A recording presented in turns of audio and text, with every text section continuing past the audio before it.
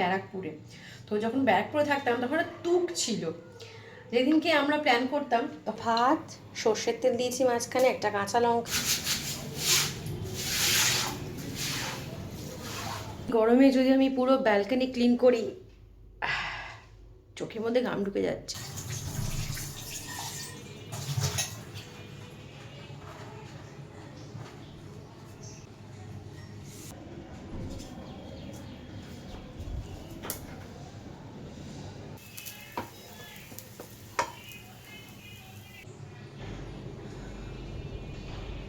Good morning, তোমরা কেমন আছো? আমি কিন্তু বেশ ভালো আছি। আমার নতুন একটা ভিডিওতে তোমাদের সবাইকে স্বাগত জানাই। আজ বেশ সকাল সকাল ঘুমটা ভেঙে গেছে। আসলে আজকে সুমিতে অফিসে খুব তাড়াতাড়ি বেরোবে। 7টা বাজে তখন ঘুম থেকে উঠে গেছি। ঘুম থেকে উঠে প্রথম কাজ কি জানো? এই ছোট্ট হাঁড়িটাতে চা বসানো। এই হাঁড়িটা কিন্তু অনলাইনে কিনিনি, অফলাইনে একটা ছোট্ট মেলা হয়েছিল সেখান থেকে কেনা। সুমিতের একটা অভ্যেস আছে, ঘুম থেকে উঠে প্রথমে ওর হাতের সামনে 1 কাপ গরম চা ওকে দিতে হবে। তাই ঘুম থেকে উঠে ফার্স্টে আমি ডেলি যেটা করি, আগে চা বসাই, তারপর সব কাজ। সকালবেলা সুমিতকে যদি 1 কাপ চা দিতে পারো, তাহলে এর থেকে ভালো কাজ আর কিচ্ছু হতে পারে না।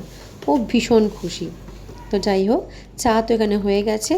আগে সুমিত দুধ আর চিনি দিয়েই চাটা খেত, তো এখন প্রায় 1.5 বছর হয়ে গেছে সুমিত দুধ চাটা একদমই ছেড়ে দিয়েছে। ওর অ্যাসিডের প্রবলেম হচ্ছিল, তো এখন লিকার চা খায়, আর চিনি সেটাও খুব সামান্য পরিমাণে। সুমিত সকাল থেকে ফোনে কনস্ট্যান্ট বিজি, তাই বললাম তুমি চাটা খেতে খেতে যা যা কথা বলা সেগুলো সেরে নাও, আমি একটু কাজ সেরে তোমাকে একটু পরে ব্রেকফাস্ট দিচ্ছি, কারণ ব্রেকফাস্ট করেও বেরিয়ে যাবে। কিছু টুকটাক কাজ সেরে চলে এলাম সোজা রান্নাঘরে। আজকে ওকে ব্রেকফাস্টে করে দেবো ডিম পাউরুটি। সচরাচর 2টো ডিম দিই না, কিন্তু আজকে দেওয়ার কারণ হচ্ছে সুমিত বলল দুপুরে খাওয়ার আজকে নাকি একদমই ও টাইম পাবে না। তাই সেটা শুনে ভাবলাম যে কখন খাবে, কি খেতে পারবে, আদৌ সুযোগ কতটা পাবে। 2টো ডিম অন্তত দেওয়া থাক, পেটে কিছুক্ষণ তো খাবারটা থাকবে। তাই 2টো ডিম দিয়ে পেঁয়াজ লঙ্কা দিয়ে সামান্য পরিমাণে নুন দিয়ে ডিমটাকে গুলে রেখেছি। আর তাওয়াতে দিয়েছি একদম নামমাত্র সর্ষের তেল, ওই ধরো 1 চামচ মতো দিয়ে এর মধ্যে ডিমটা দিয়ে যেরকমভাবে পাউরুটি করে, ডিম পাউরুটি করে সেরকমভাবে। তোমাদের ওখানে নর্মাল পাউরুটি দিয়ে তোমরা ডিম পাউরুটি বানাও? আমি কিন্তু এতদিন তাই বানাতাম জানো। তো রিসেন্টলি আমাদের এখানে এক ধরনের ব্রেড পাওয়া যাচ্ছে, যেগুলো সাধারণত আমরা দোকানে খেয়ে থাকি, লম্বা লম্বা পাউরুটিগুলো।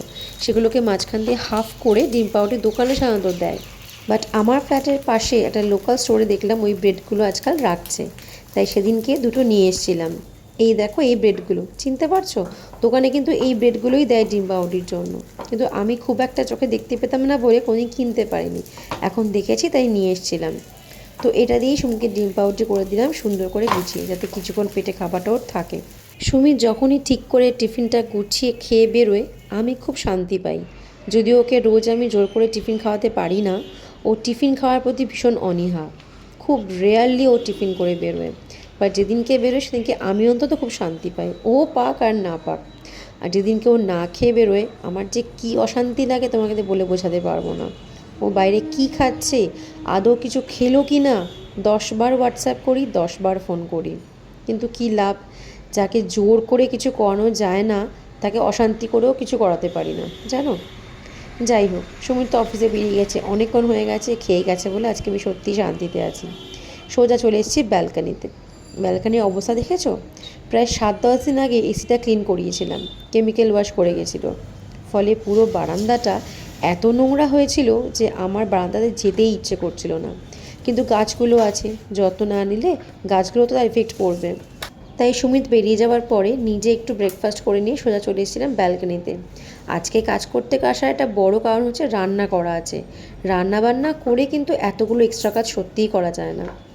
সোজা চলে এসেছি ব্যালকনিতে, আর গাছগুলো সরাতে গিয়ে আমার প্রাণ ওষ্ঠাগত। এত ভারী টব, আর এত বড় বড় টব, বাপরে বাপ। যাই হোক, কোনো রকমে সরিয়ে বাথরুম থেকে পাইপটা লাগিয়ে এভাবে নলটা দিয়ে সমস্ত বারান্দায় জল ঢেলে ঝাঁটা দিয়ে ভালো করে ঘষে ঘষে ঘষে ঘষে পরিষ্কার করেছি। আর সেদিনকে কিছু গরমও পড়েছিল। উফ, আমি কাজ করব নাকি ঘাম মুছবো বুঝতে পারছিলাম না। সমস্ত কাজগুলো যখন সারছিলাম একটু একটু করে, যতই গরম লাগুক না কেন ভীষণ ভালো লাগছিলো, এটা ভেবে যে আমার ঘরটাই পরিষ্কার হচ্ছে। আর এত মাটি পড়েছিল, আসলে এত বড় বড় গাছ তো জল দেওয়ার সময় না মাটি একটু একটু মাটিতে পড়েই যায়। আর সেটা থেকেই কিছুটা এক্সট্রা নোংরা হয়েই যায়, যার জন্য ব্যালকানিটার মধ্যে প্রায় পরিষ্কার করতে হয়। আর এইভাবেই খেটে খেটেই পরিষ্কার করতে হয়, এর কোনো শর্টকাট নেই। যাই হোক, কোনো রকমে যত্ন আত্তি করে গাছগুলোকে রেখেছি, কারণ এত পরিশ্রম লাগে না গাছ রাখতে, সত্যি বলছি।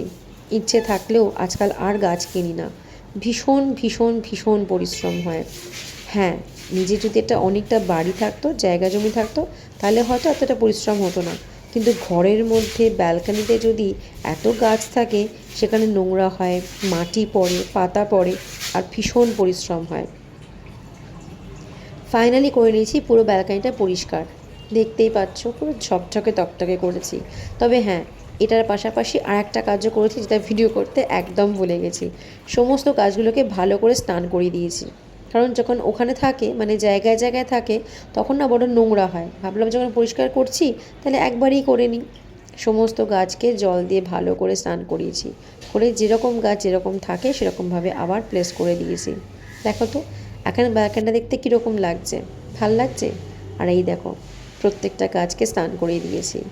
আমার তো ভীষণ ভাল লাগছিল, কিন্তু আমার হাল হয়ে গেছিলো খারাপ। আমার অবস্থাটা একবার দেখো, এই গরমে যদি আমি পুরো ব্যালকনি ক্লিন করি, চোখের মধ্যে ঘাম ঢুকে যাচ্ছে। এই গরমে যদি আমি ব্যালকনি ক্লিন করি, এর থেকে আমি কি এক্সপেক্ট করতে পারি, আমার অবস্থা কি হতে পারে? তো এই হচ্ছে আমার অবস্থা, পুরো জামা ঘামে ছপছপ করছে। যাই হোক, তো জামা কাপড় তো পুরো ভিজে গেছে, যা হয়, এত জলের কাজ করেছি। এবার আমি যাবো সোজা চান করতে, কারণ এই অবস্থায় যদি বসে থাকি অবধারিত ঠান্ডা লেগে যাবে, জ্বরও হবে, কারণ পুরো জামা ভেজা। যদি এই সময় ফ্যান চালাই বা এসি চালাই তাহলে আর দেখতে হবে না, আমার অবস্থা খারাপ হয়ে যাবে। তো স্নান করে আসি, আর হাঁপাচ্ছি প্রচণ্ড। স্নান করে আসি, তারপরে বাকি কাজ, বাকি সব কিছু। এখানে বসিয়ে দিয়েছি আমি ভাত, এই যে এখানে ভাত ফুটছে। আর রান্না আজকে আমার করা আছে, অ্যাকচুয়ালি রান্না করা আছে, আম দিয়ে ডাল করা আছে, আর পাতলা মাছের ঝোল করা আছে। তো ভাবলাম ডাল দিয়ে কি করব, আজকে একটু গোল গোল করে চাকা চাকা করে আলুগুলো কেটেছি, বাট নর্মাল এমনি চাকা চাকা করে আলু ভাজবো না। এর মধ্যে দেবো হচ্ছে আমি এখন একটুখানি, এই যে ওরকম বেসনে ডিপ করে যে ভাজবো সেটা করছি না, জাস্ট অল্পই নিচ্ছি, এরমভাবে একটুখানি হচ্ছে পরিমাণ মতন, সামান্য একটু স্বাদের জন্য শুকনো লঙ্কা দিয়ে, একটুখানি জিরে, গায়ে মাখা যে মশলাগুলো মানে ময়দা দিয়ে বা বেসন দিয়ে কোট করলে যেরকমভাবে হয় সেরকমভাবে নয়, দেখতেই পেলে সামান্য বেসন। এখানে আমি করে রেখেছি সুমিতের জন্য নুন চিনি জল, তো ওর আস্তে আস্তে মোটামুটি বিকেল ধরে নাও। তো এটা রেখে দিচ্ছি এখন ঢাকা দিয়ে ফ্রিজে। ঢাকাটা আনতে ভুলে গেলাম, দেখো একবারে কোনো কাজ করতেই খেয়ালই থাকে না আমার। দাঁড়াও, তো এখানে আমি রাখছি হচ্ছে, এবার ঢাকা দিয়ে দেব।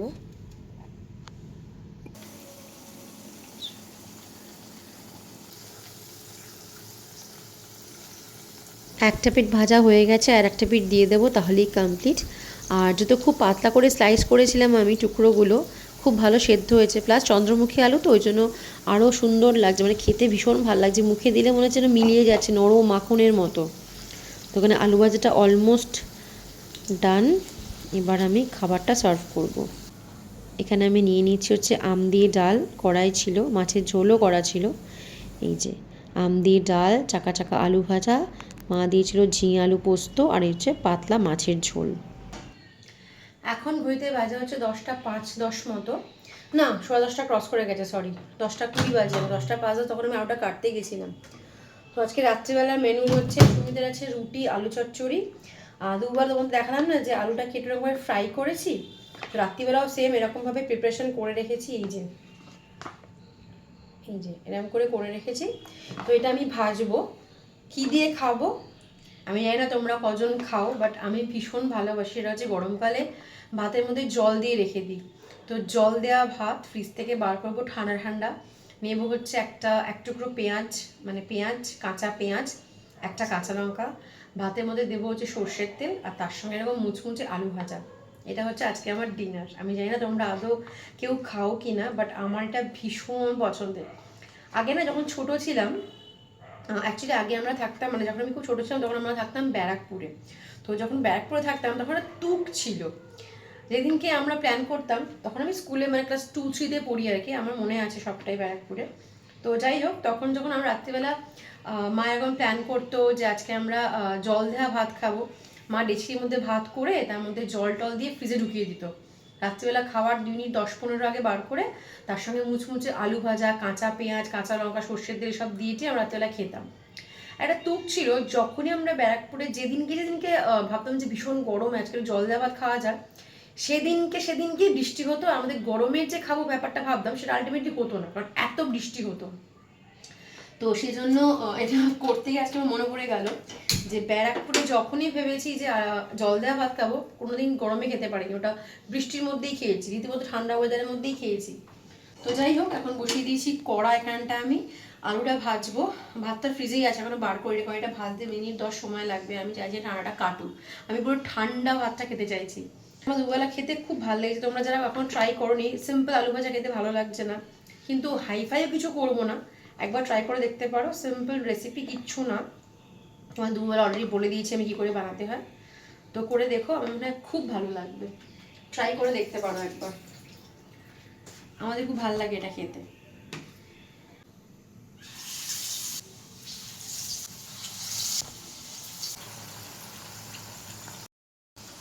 এখানে হচ্ছে আলুটা ভাজা, এই যে, আর এখানে আছে বাকিটা, সবটা একবারে কড়াতে ধরেনি, এটা যে বাকিটা।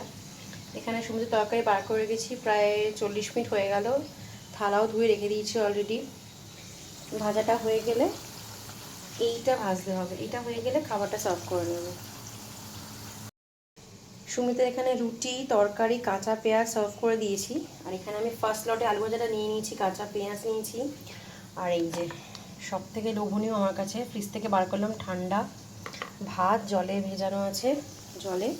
আর এটা সেকেন্ড লট, এটা হয়ে গেলে বাস কমপ্লিট হয়ে যাবে।